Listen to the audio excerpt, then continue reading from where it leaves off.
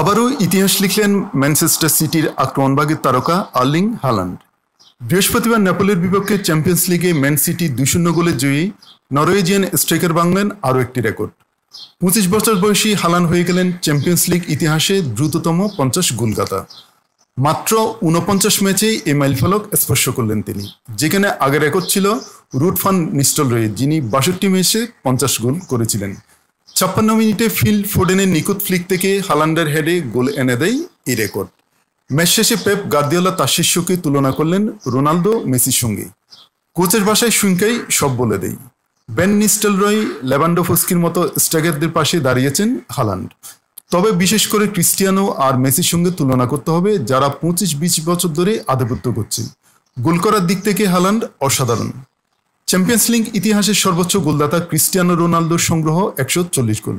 হালান্ডকে একদিন সেই রেকর্ড ভাঙতে পারবেন? এমন প্রশ্নে গার্দিওলা উত্তর ছিল নিশ্চিত। যদি এই ছন্দ ধরে রাখতে পারে, অবশ্যই সামনে আরও 10-12 বছর খেলতে পারবে। এভাবে চললে কোনো সন্দেহ নেই।